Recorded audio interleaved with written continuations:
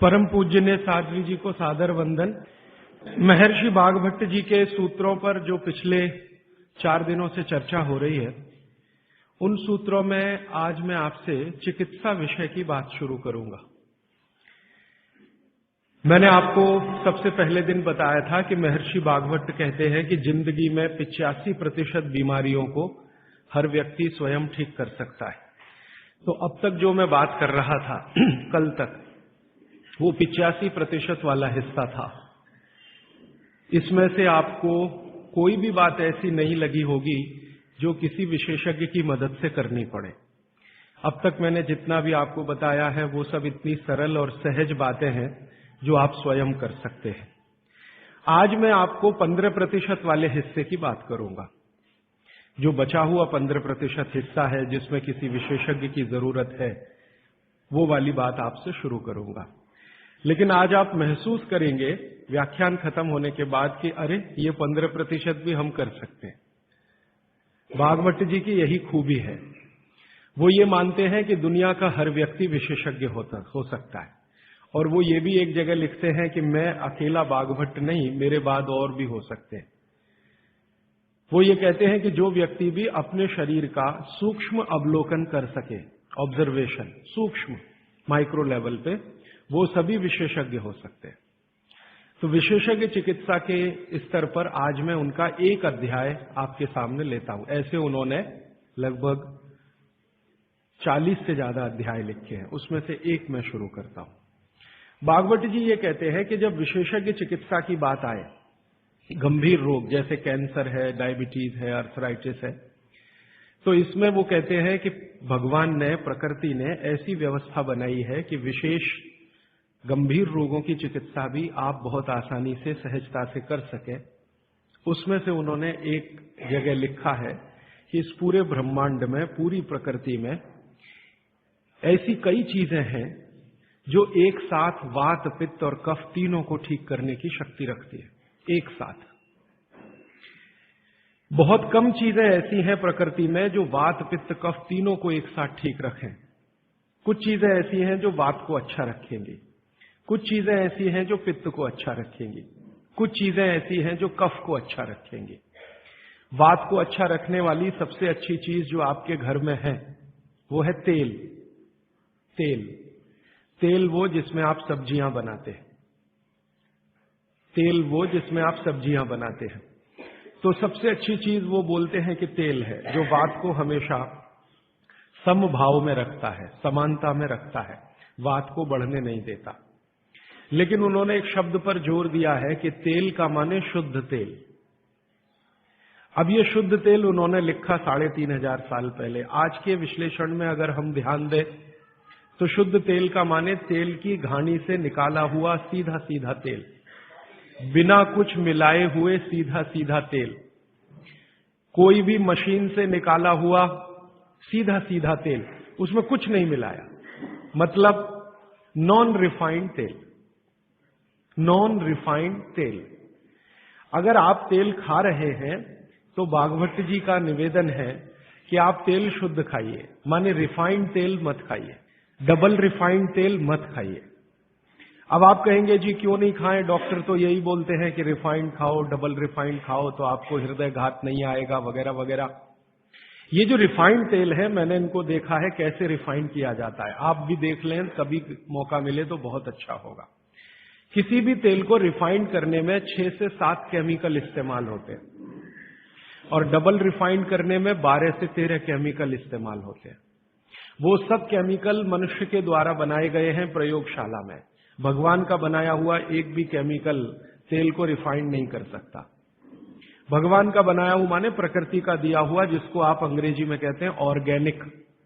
Organic एक भी chemical नहीं है जो तेल को साफ कर सके, एक भी केमिकल दुनिया में नहीं। जितने भी केमिकल तेल को साफ करने के लिए उपयोग किए जाते हैं वो सब इनऑर्गेनिक है, और इनऑर्गेनिक केमिकल ही दुनिया में जहर बनाते हैं और उनका कॉम्बिनेशन जहर की तरफ ही लेके जाता है। आज की दुनिया में मॉडर्निज्म के नाम पर, आधुनिकता के नाम पर जितने इनऑर्गेनिक केमिकल्स जगह जगह इस्तेमाल हो रहे हैं, वो सब आपको धीरे धीरे उस तरफ ले जा रहे हैं जहां आप जहर अपने ही शरीर में पैदा कर दें। इसलिए रिफाइंड तेल, डबल रिफाइंड तेल गलती से भी मत खाइए। भागवत जी कहते हैं कि जिंदगी भर वात को ठीक रखना है, जिंदगी भर। तो वात को ठीक रखने के लिए सबसे सरल चिकित्सा वो बोलते हैं वो तेल का ही है। वो कहते हैं शुद्ध तेल खाइए। शुद्ध तेल माने घानी से निकाला हुआ तेल। अब आपके मन में दो प्रश्न आएंगे तुरंत कि शुद्ध तेल में तो बास बहुत आती है। हाँ, सीधा प्रश्न। दूसरा प्रश्न आएगा जी शुद्ध तेल बहुत चिपचिपा होता है, गाढ़ा होता है, चिपचिपा होता है और बास अलग से आती है। हम लोगों ने जब शुद्ध तेल पर भारत देश के कुछ वैज्ञानिकों की मदद से काम किया, एक तरह से कहे रिसर्च किया, तो पता चला कि तेल का जो चिपचिपापन है वो उसका सबसे महत्वपूर्ण घटक है। तेल में बहुत कुछ होता है, जैसे मैंने आपको पहले दिन बताया ना, मिट्टी में माइक्रो न्यूट्रिएंट्स है, कैल्शियम है, आयरन है, सिलिकॉन है, कोबाल्ट है, ऐसे तेल में भी है, हर चीज में है। तो तेल का जो सबसे महत्वपूर्ण हिस्सा है वो उसका चिपचिपापन ही है। और जैसे ही तेल में से ये चिपचिपापन निकाला तो पता चला वो तेल ही नहीं बचा। तेल जिस चीज के लिए खाया जाता है वो बचा ही नहीं, वो हिस्सा ही गायब हो गया। फिर हमने देखा कि तेल में जो बास आ रही है, बास, वो उसका प्रोटीन कंटेंट है। तेल में प्रोटीन बहुत है। जैसे आपने सुना है दालों में प्रोटीन होता है, दालों में प्रोटीन सबसे ज्यादा है, भगवान का, ईश्वर का दिया हुआ। दालों के बाद दूसरे नंबर पर जो प्रोटीन सबसे ज्यादा है वो तेलों में है। तो आप जो तेल में देख रहे हैं कि उसकी बास है, वो बास जो है ना, उसका ऑर्गेनिक कंटेंट है प्रोटीन के लिए। 4-5 तरह के प्रोटीन है सभी तेलों में। आप जैसे ही तेल की बास निकालेंगे उसका प्रोटीन वाला घटक गायब हो जाता है। अब बास निकाल दिया तो प्रोटीन निकल गया, और चिपचिपापन निकाल दिया तो उसका जो फैटी एसिड है वो गायब। अब ये दोनों ही चीजें गायब हो गई तो तेल नहीं रहा, वो पानी है एक तरह से। इसलिए भागवत जी ने सूत्र लिखा कि जिंदगी भर वात की चिकित्सा अगर आपको करनी पड़ जाए तो बेहतर है कि आप शुद्ध तेल खाएं तो वात की चिकित्सा ही ना करनी पड़े। और मैंने आपको सबसे पहले दिन बताया था कि दुनिया में सबसे ज्यादा रोग वात के ही हैं, सबसे ज्यादा रोग। ये घुटने दुखना से लेकर कमर दुखना, हड्डियों में दर्द, ये वात के तो रोग है ही। सबसे खतरनाक वात का रोग है हार्ट अटैक, हृदयघात। सबसे खतरनाक बात का रोग है पैरालिसिस। सबसे खतरनाक बात का रोग है ब्रेन का डैमेज हो जाना। तो ये खराब से खराब जो रोग आपकी जिंदगी में है, इनमें वात के खत्म हो जाने की या वात के पूरी तरह से बिगड़ जाने की भूमिका सबसे बड़ी है। फिर मैंने देखना शुरू किया कि हिंदुस्तान में ये रिफाइंड तेल कब से आए। आज से 50 साल पहले तो कोई जानता नहीं था कि रिफाइंड तेल क्या होता है। ये पिछले 20-25 वर्षों में आए हैं रिफाइंड तेल। कुछ कंपनियां निकली इस देश में, कुछ विदेशों से आई, कुछ हिंदुस्तानी कंपनियां, दोनों ने मिलकर रिफाइंड तेल का चक्कर चलाया। रिफाइंड तेल बहुत अच्छा है, बहुत अच्छा है। अब ये बहुत अच्छा उन्होंने कहा, किसी ने माना नहीं, तो डॉक्टरों से कहलवाया, बहुत बड़े बड़े डॉक्टरों से कहलवाया। जो डॉक्टर अपने मरीजों को कहते हैं कि भैया तेल हमेशा रिफाइंड ही खाना, ये वाला तेल लाना, वो वाला तेल लाना, अलग अलग ब्रांड के है ना, सफोला ले आना, सनफ्लावर ले आना, ये ले आना, वो ले आना। इन डॉक्टरों के साथ मैंने जब वार्ताएं करना शुरू किया, खासकर बंबई के कुछ डॉक्टरों को जो हर समय ये प्रेस्क्रिप्शन के साथ कहना नहीं भूलते कि तेल सफोला का ही खाना या तेल ये ही खाना, तो मैंने कहा डॉक्टर साहब सफोला से आपका क्या रिश्ता है? जो आप हर मरीज को कहते हैं तेल सफोला का ही खाना, ये क्यों नहीं कहते तेल तिल का ही खाना? ये क्यों नहीं कहते तेल नारियल का ही खाना? ये क्यों नहीं कहते तेल मूंगफली का ही खाना? ये सफोला कहां से आ गया? हमारे यहां तो नारियल का तेल होता है, मूंगफली का तेल होता है, तिल का तेल होता है, सफोला का तेल ये हिंदुस्तान का। तो वो डॉक्टर तो नहीं बताते, लेकिन उनकी पत्नियां बताती हैं कि वो सफोला वाला आता है ना। तो डॉक्टर साहब को कभी रेफ्रिजरेटर दे जाता है, कभी टेलीविजन दे जाता है, कभी डॉक्टर साहब और मुझे मिला के नेपाल की यात्रा करा देता है, कभी हमारे बच्चों के साथ हमको अफ्रीका की सफारी दिखा देता है। तो ये है चक्कर सारा कि एक तरह से किकबैक डॉक्टर साहब को प्रत्यक्ष और परोक्ष रूप से मिल रही है। इसलिए डॉक्टर साहब बार बार कह रहे हैं कि सफोला का तेल खाना। अब ये सफोला का तेल हमने लेकर टेस्ट किया लेबोरेटरी में। सूरजमुखी का तेल जो अलग अलग ब्रांड का है वो टेस्ट किया लेबोरेटरी में। दिल्ली में all India institute of medical sciences के कई डॉक्टरों को इसमें इंटरेस्ट हुआ कि बात तो ये गहरी है, इस पे काम करके देखना चाहिए। तो वो डॉक्टरों ने जो कुछ भी निकाल के दिया है रिसर्च के रूप में, है तो बहुत मोटा हिस्सा, अगर बात करूं तो बहुत दिन बीत जाएंगे, उसका निष्कर्ष एक वाक्य में बता देता हूं कि तेल में जैसे ही आप बांस को निकालेंगे और उसका चिपचिपापन हटाएंगे, वो तेल ही नहीं रहता, तेल के सारे महत्वपूर्ण घटक निकल जाते हैं। और डबल रिफाइंड में तो कुछ भी नहीं बचता। डबल रिफाइंड तो बिल्कुल छूछ है, कुछ है ही नहीं उसमें, और आप उसको खा रहे हैं। तो तेल के माध्यम से शरीर को जो कुछ चाहिए वो मिलता नहीं। आप बोलेंगे जी तेल के माध्यम से हमारे शरीर को क्या मिलता है। मैं बार बार एक शब्द पे आपको ध्यान लाया, HDL, हाई डेंसिटी लिपोप्रोटीन। ये तेलों में से ही आता है आपके शरीर में। वैसे तो ये लीवर में बनता है, लेकिन तेल खाएं तब, खाएंगे नहीं तो बनेगा नहीं है। तो शुद्ध तेल आप खाएं तो आपके लीवर की मदद से HDL आपके शरीर में बेहतरीन स्थिति में रहे। और ये HDL ही है जो आज की रिसर्च बताती है जो वात को कंट्रोल कर सकता है, HDL ही है। तो आधुनिक विज्ञान का ये HDL और 3500 साल पहले के विज्ञान बागभट्ट चिकित्सा का तेल, ये दोनों एक ही चीजें हैं। तो आप शुद्ध तेल खाएं तो HDL अच्छा रहे। HDL अच्छा रहे, जिंदगी में हार्ट अटैक आने की कोई संभावना नहीं। आप निसंकोच अपना जीवन बिताइए। फिर एक और महत्व की बात, हमने हमारे कुछ दोस्त लोग हैं इस अभियान में जुड़े हुए, उनके ऊपर एक्सपेरिमेंट किए। खासकर छत्तीसगढ़ में हमारे कुछ मित्र हैं। मैंने कहा भाई आप ऐसा करो, चिकित्सा करनी है तो बागभट्ट की करो। हाँ ठीक है करेंगे। तुम डॉक्टर बंद कर दो। हाँ बंद कर देंगे। तो ऐसे हमने कुछ हमारे दोस्त इकट्ठे किए जिनको बहुत ज्यादा समस्या है कोलेस्ट्रॉल की, बहुत ज्यादा समस्या है ट्राइग्लिसराइड की, बहुत ज्यादा समस्या है हाई बीपी की। ऐसे कुछ लोग इकट्ठे किए और छत्तीसगढ़ में ये इसलिए किया कि छत्तीसगढ़ भारत में ऐसा एक राज्य है जहां शुद्ध तेल अभी भी मिलता है। गांव गांव में तेल निकालने वाली घानियां हैं, आसानी से तेल उपलब्ध है और आसानी से सरसों भी उपलब्ध है, मूंगफली भी उपलब्ध है। तो वहां करने का ये एक ही प्रयोजन था और ये लगभग हम 3-3.5 साल से कर रहे हैं। अभी भी ये चालू है, हमारा काम बंद नहीं हुआ है। तो वहां हमने जिन जिन लोगों को शुद्ध तेल पर लाया उनका ये बंद करा दिया, रिफाइंड और डबल रिफाइंड, और शुद्ध तेल पर वो आते गए।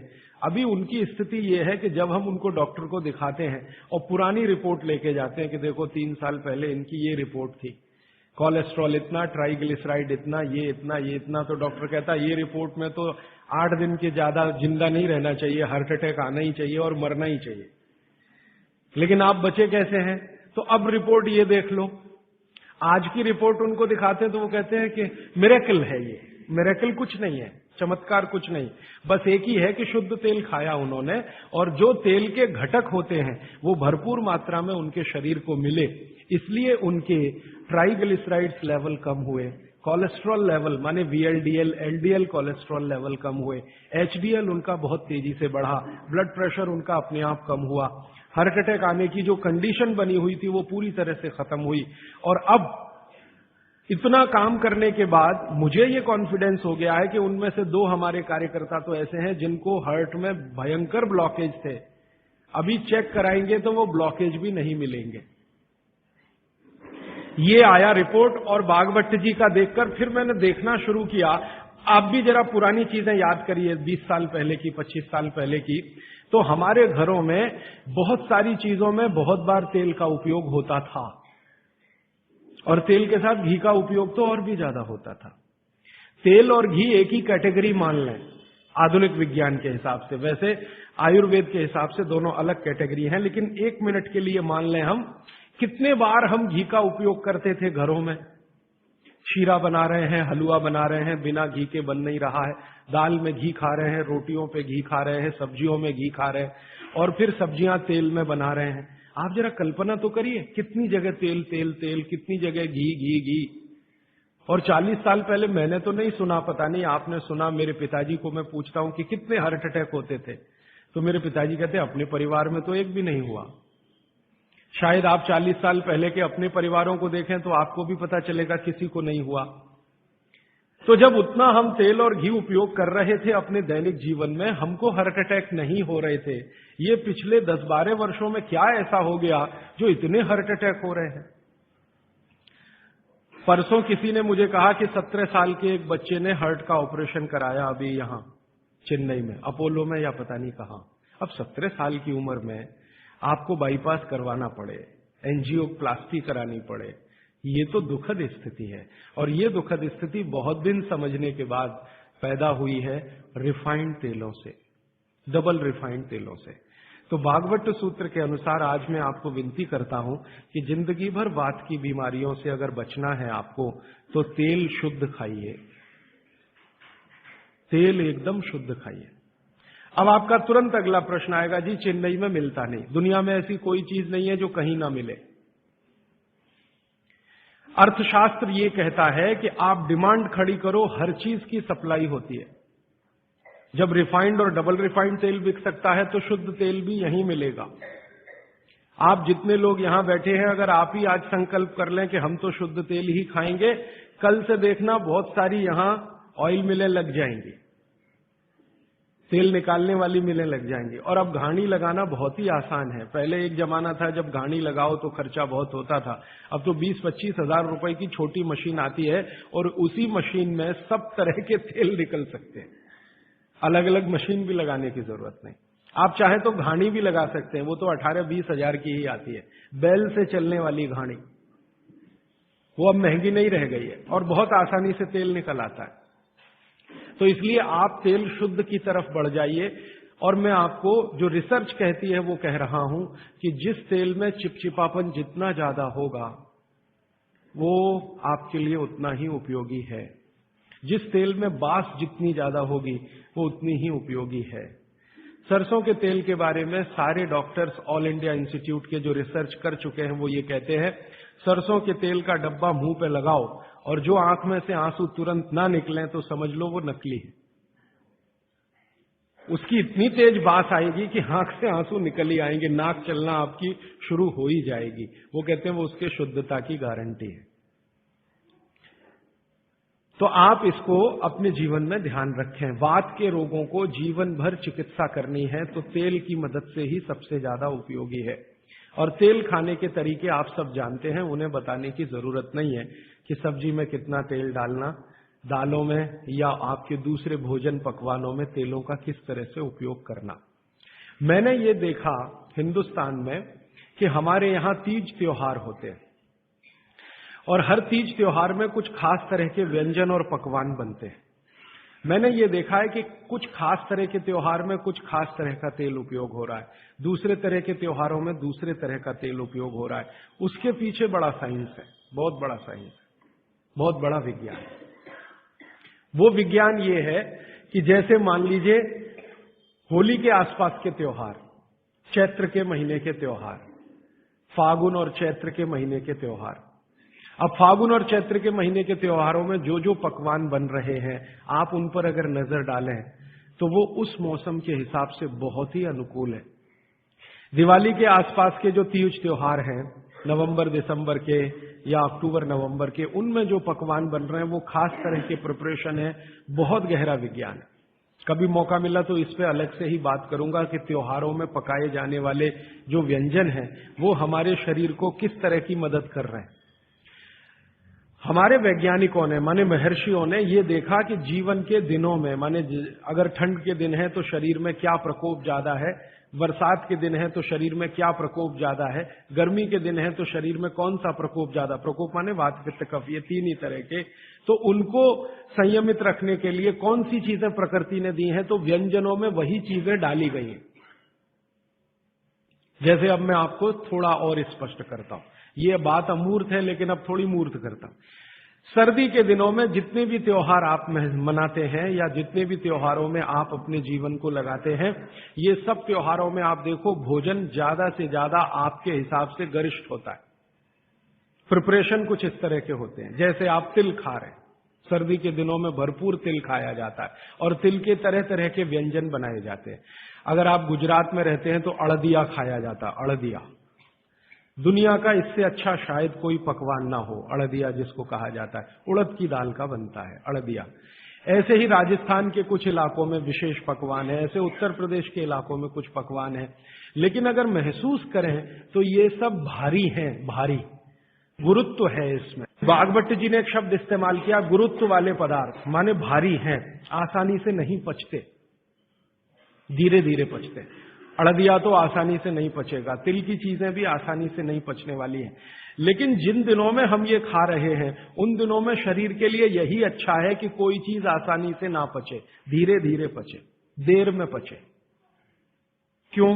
अब ये ठंडी के दिन होते हैं तो ठंडी के दिनों में शरीर में पित्त जो है ना थोड़ा कम होता है, पित्त थोड़ा कम होगा, वात ज्यादा बढ़ा हुआ रहेगा और कफ सबसे ज्यादा बढ़ा हुआ रहेगा ठंड के दिनों में। अब कफ सबसे ज्यादा बढ़ा हुआ है तो कफ का असर हमारी जठर अग्नि पर है। अब कफ का असर जठर अग्नि पर है तो जठर अग्नि भी थोड़ी कम रहती है, थोड़ी, जो गर्मियों के दिनों में वो भड़कती है उतनी नहीं होती। तो अगर आपकी जठर अग्नि कुछ कम है, कफ के प्रभाव में है, तो आप भोजन भी ऐसे खाइए जो तुरंत पचने वाले नहीं है, धीरे धीरे पचने वाले हैं, ताकि जठर अग्नि उसके साथ मेल कर ले अपनी गति का। ऐसे समझ लो जठर की गति कम होती है तो खाया जाने वाला खाना भी कम गति से पचने वाला हो तो बहुत अच्छा है। तो सोच समझकर ये तय किया गया कि सर्दी के दिनों में तिल खाना है, सर्दी के दिनों में मूंगफली खानी है, सर्दी के दिनों में गुड़ खाना है, सर्दी के दिनों में घी सबसे ज्यादा खाया जाता है। और आपने अक्सर वैद्यों से सुना होगा सेहत बनानी है तो यही दिन सबसे अच्छे हैं, माने खूब अच्छा अच्छा खाओ। और भगवान का दिया हुआ भी इन महीनों में भरपूर होता है। तिल भी इन्हीं महीनों में आते हैं, मूंगफली भी नई इन्हीं महीनों में आती है, चने भी इन महीनों में नए आते हैं। तो अच्छा खाना खाने का समय यही माना जाता है सर्दियों का। और अच्छा खाना वो जो गुरुत्व वाला है, गुरुत्व वाला वो जो थोड़ा धीरे धीरे धीरे धीरे पचता है। तो कितना बड़ा मेल बिठाकर हमारे लोगों ने हमारे व्यंजनों को त्योहारों के साथ जोड़ा। गर्मी के दिनों में उल्टा होता है, गर्मी के दिनों में आपका पित्त भड़कता है, माने अग्नि तीव्र है, तो आप ऐसा खाना खाओ जो जल्दी हजम हो जाए। बारिश के दिनों में सम रहता है, पित्त जो है बहुत ही कम होता है। तो बारिश के दिनों में यह कहा जाता है कि भैया सबसे हल्का खाना खाओ बारिश के दिनों में, क्योंकि पित्त उस समय सबसे कम है। और कई बार तो कहते हैं जी एक ही बार खा लो तो अच्छा है बारिश के दिनों में। और जैन समाज वाले तो जानते हैं कि बारिश के दिनों के खाने में बहुत रिस्ट्रिक्शन है। क्यों जी? ऐसा खाना तो आप खा ही नहीं सकते जिसमें पानी बहुत हो, क्योंकि शरीर में ही पानी बहुत होता है उस समय, प्रकृति के हिसाब से शरीर चलता है। तो बारिश के दिनों में अक्सर आपने सुना है जैन साधु संतों के मुंह से कि हरा पत्ती का सब्जी मत खाओ, हरा सब्जियां मत खाओ, ये वगैरह वगैरह। हरे पत्ती की सभी सब्जियां बहुत पानी भरी भरी, पानी शरीर में ही पहले से ज्यादा है क्योंकि बारिश में नमी ज्यादा है। तो आप ज्यादा पानी के शिकार होंगे। ज्यादा पानी भी अच्छा नहीं है, कम पानी भी अच्छा नहीं है। तो इसलिए साधु संत जो कहते हैं वो भी कुछ विज्ञान के आधार पर कहते हैं। बस अंतर इतना ही है कि हमारे दिमाग में क्यों इतना गहरा घुसा हुआ है कि जब तक क्यों एक्सप्लेन कोई नहीं करता हम ना उसकी बात सुनते हैं ना मानते। तो अपने देश में बागभट्ट जी के अनुसार वात की चिकित्सा जिंदगी भर अच्छी रहे आपकी तो तेल शुद्ध खाइए, ये एक सूत्र। अब दूसरा सूत्र वो कहते हैं कि पित्त की चिकित्सा, पित्त जिंदगी भर आपका ठीक रहे, आपको तकलीफ ही ना आए, तो कहते हैं देशी गाय का घी खाइए। पित्त को जिंदगी भर सम रखने के लिए अगर कोई एक चीज उन्होंने बताई है सबसे अच्छी, वैसे तो उन्होंने सैकड़ों चीजें बताई, सबसे अच्छी तो उसकी ऊपर की श्रेणी में गिनती है घी। घी माने गाय का घी।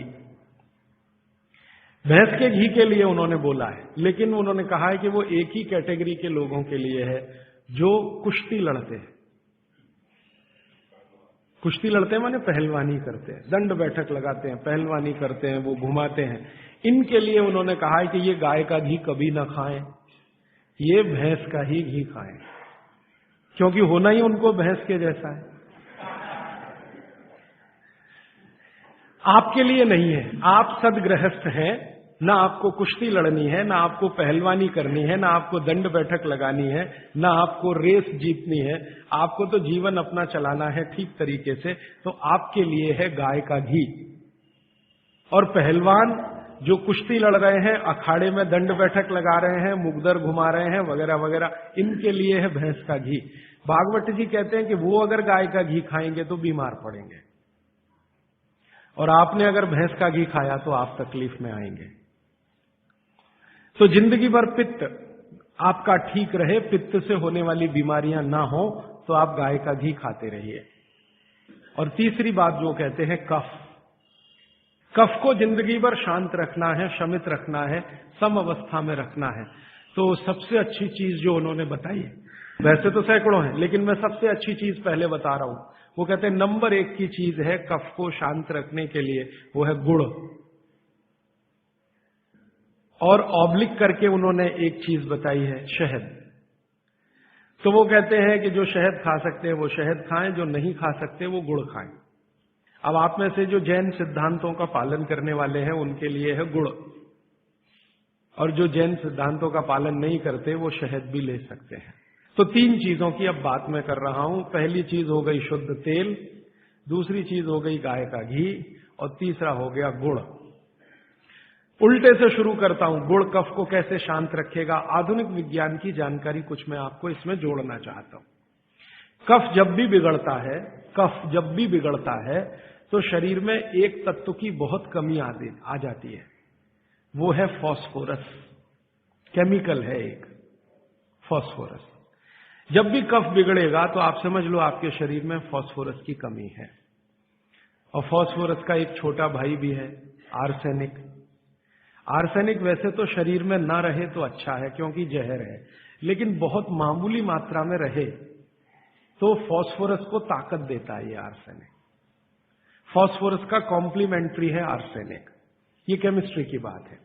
अब आप समझ लीजिए कि कफ आपके शरीर में बढ़ गया, इसका माने फास्फोरस कम हो गया। तो भागवत जी ने कितनी इंटेलिजेंसी से चुना, गुड़ खाओ। हमने गुड़ को जब टेस्ट किया लेबोरेटरी में तो उसमें सबसे ज्यादा फास्फोरस ही है। गुड़ में सबसे ज्यादा फास्फोरस है। हालांकि उसमें थोड़ा मात्रा में आर्सेनिक भी है, लेकिन फास्फोरस उसमें सबसे ज्यादा मात्रा में है। और गुड़ जो बना है ना, किससे बना है? गन्ने के रस से। तो गन्ने के रस को टेस्ट किया तो पता चला गन्ने के रस में फास्फोरस है, लेकिन गन्ने के रस से ज्यादा गुड़ में है। गन्ने के रस में भी फास्फोरस है, लेकिन उससे ज्यादा गुड़ में है। तो क्या किया हमने? गन्ने के रस को गर्म किया। तो गर्म करने की जो प्रक्रिया है, इसमें फास्फोरस घटा नहीं, बढ़ा। ये पता नहीं क्या अद्भुत विज्ञान है।